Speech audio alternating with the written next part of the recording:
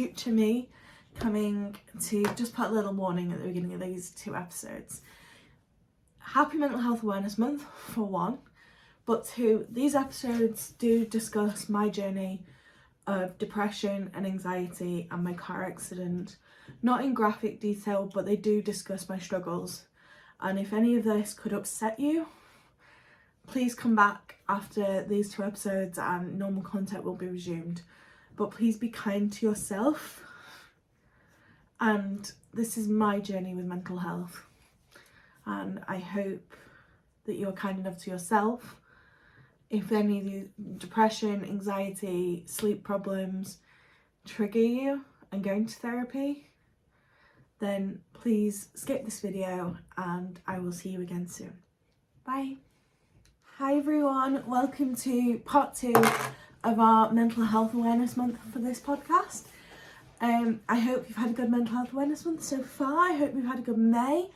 I hope if you're doing exams, you're managing and dealing with your stress and workload effectively.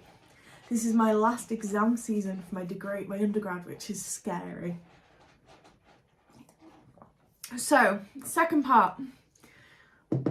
Where we left off was when I had started medication, and we briefly touched on how medication wasn't the cure-all. And for a while, and still do for a large extent, I thought of medication almost like putting a label over a engine warning light. You're covering up the problem, but the problem still exists. And in a way that is true, but it's not the whole picture.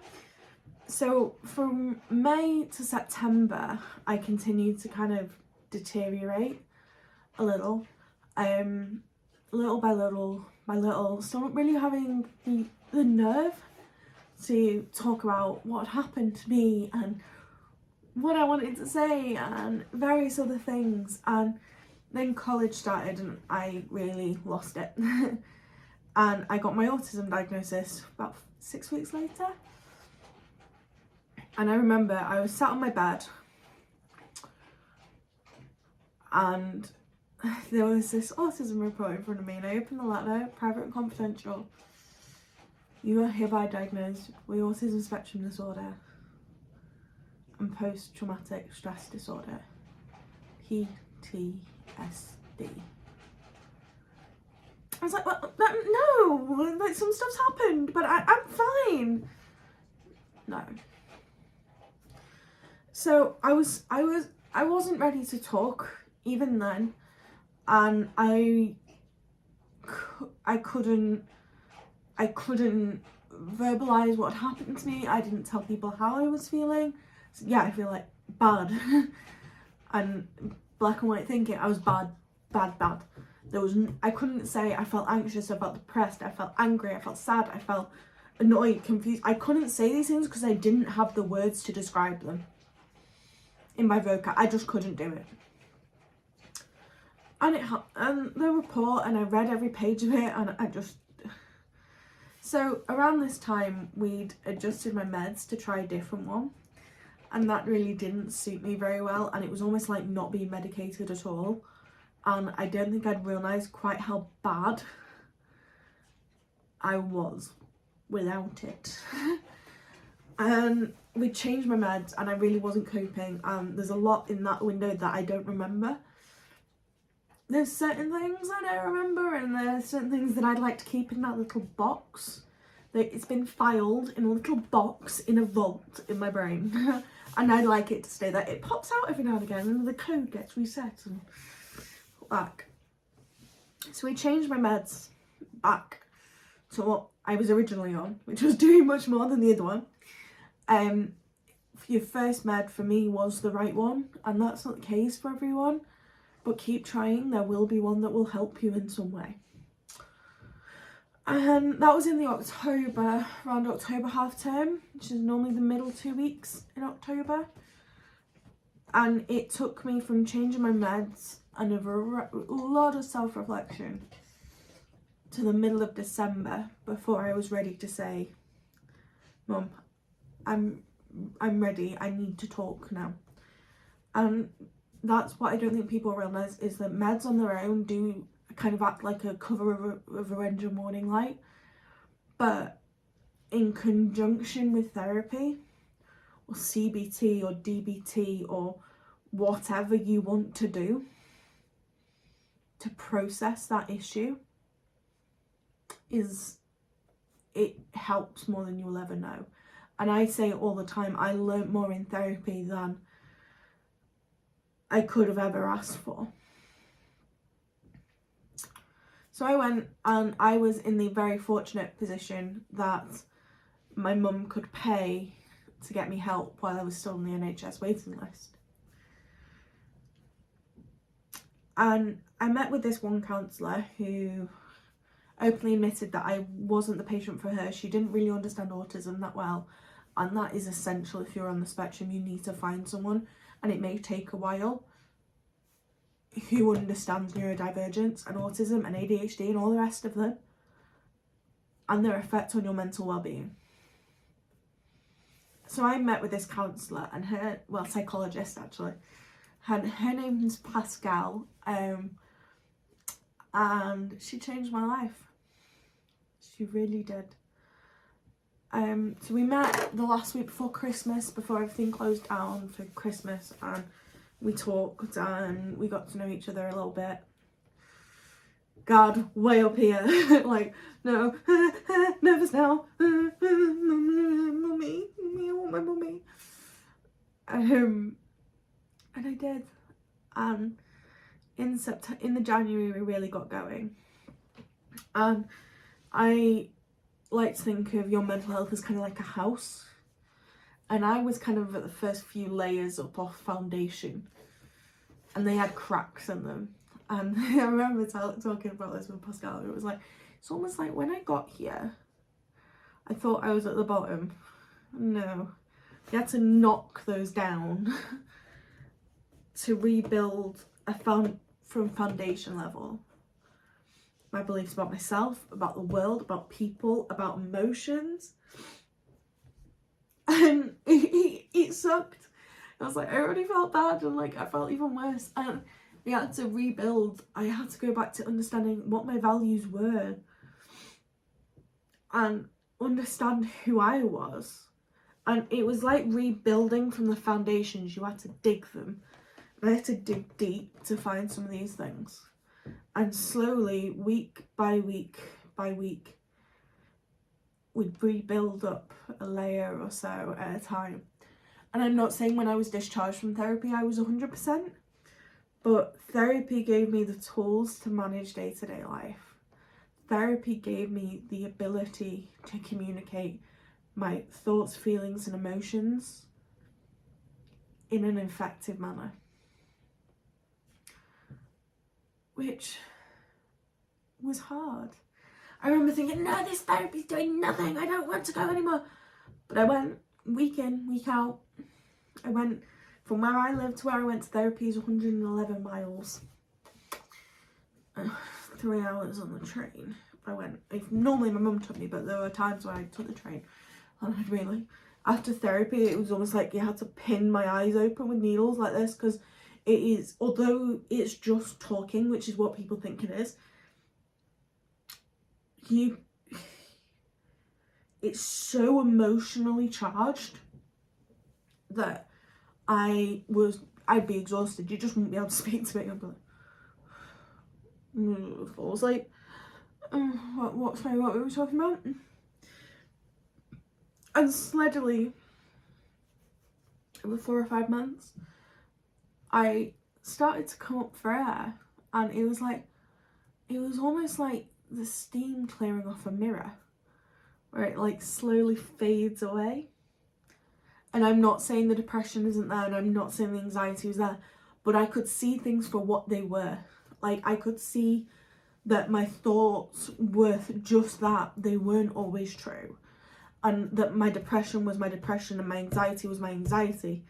But it took me a while to realise that I wasn't them. And there was a quote that I put up on Instagram, I think either this week or last week. And it was, something along the lines of, you are not your mental illness. The mental illness is the rain. You are not the rain. You just experience the rain. And it's so true. And between therapy and coping skills, and I did DBT with the NHS, and I'm still on medication 4 years later, I learned to cope slowly and steadily, better and better and better. Now, I'm not saying I'm recovered. No. My downfall took a long time.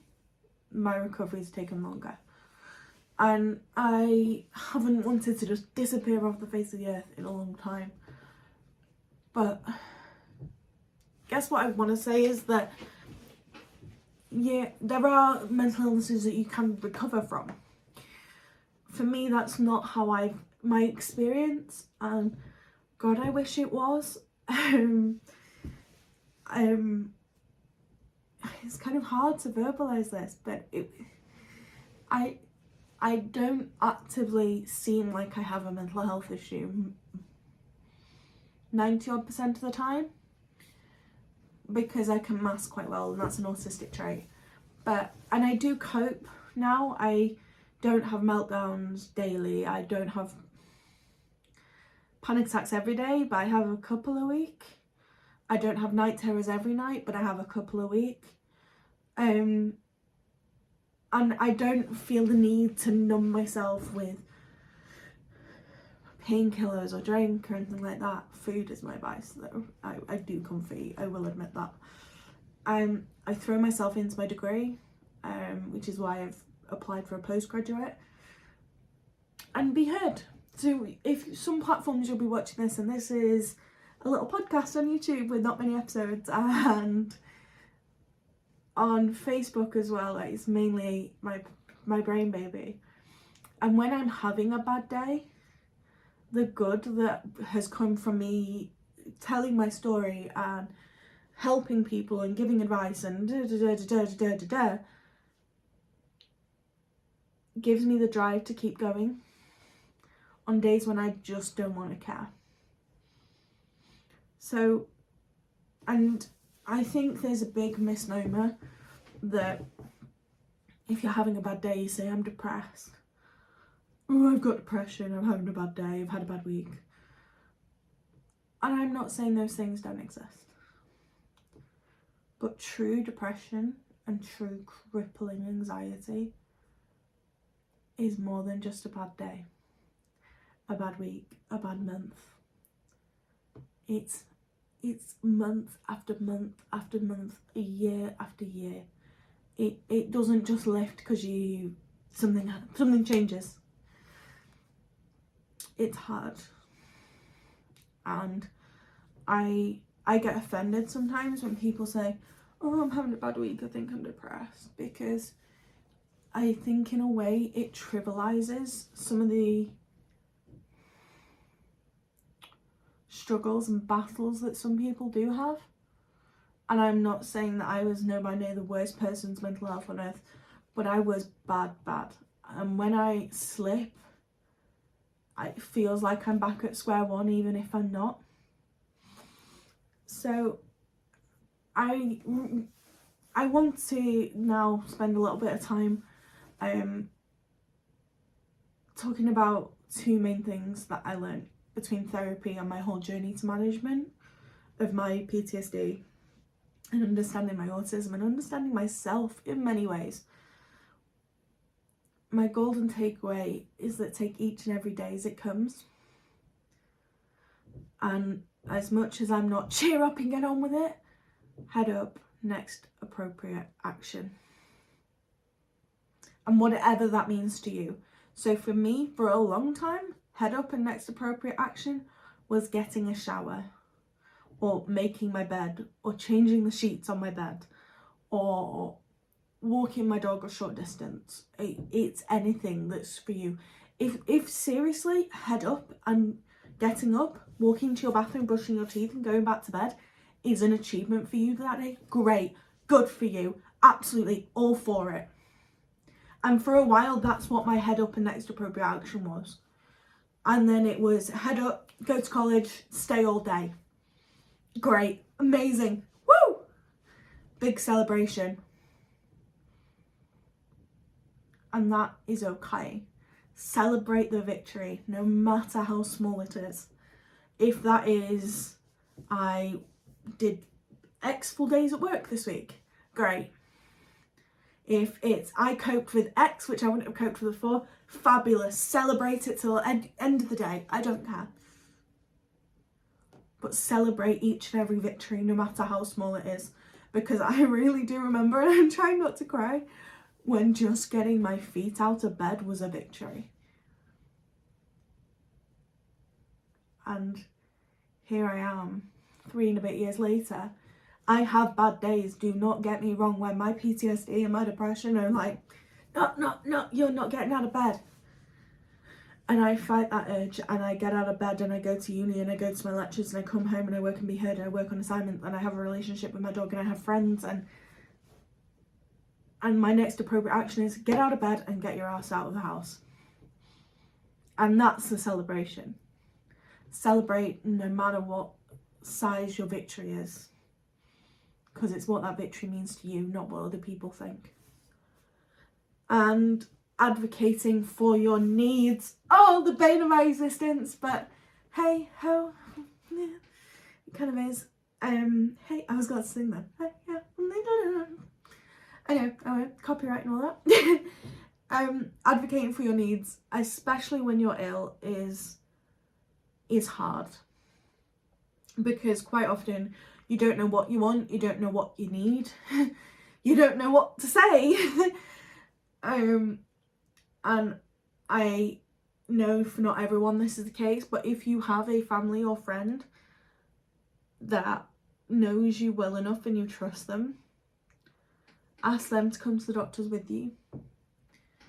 Ask them to check in on you. Ask them. Because I guarantee you they'll want to help you. And if they're not aware that they're struggling, they will really want to help you because they feel that they miss something. And especially if you're going to doctor's appointments and you're like me and your attention span was literally the size of my fingernail, I'd go in with a list and say, this has happened, this has happened, this has happened. And I'd often say, is this because of this illness? And really, it was all the depression and anxiety. So yeah, management and recovery to management it's not linear.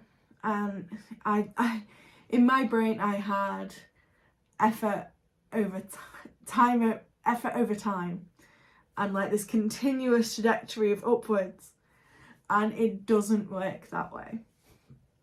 God, I wish it did, but it doesn't. And I implore you to be kind to yourself, as hard as that is, on those bad days, because it will pass. Recovery, you end up at a destination that you never thought possible, but the journey is like a roller coaster. Up, down, side, back on itself, upside down. But it's worth it. And if there's anything I can do in terms of signposting you to mental health resources, I will leave some tagged below. As for in the UK, I don't know about other places in the globe, but if you need me to, I will do my everything to find support for you. And check in with your friends, because if someone at my lowest had said, how are you? I might have been able to open up a little bit sooner than I did. So yeah, happy Mental Health Awareness Month. Next time we'll be back on neurodiversity topics, I promise. But to me, these topics are very interrelated, and mental health awareness is something that is very close to my heart. So I hope you guys have a good fortnight. My name's Rebecca. I'm neurodivergent. I'm proud. And I'm even prouder that I can manage my depression, my anxiety, and my post-traumatic stress disorder.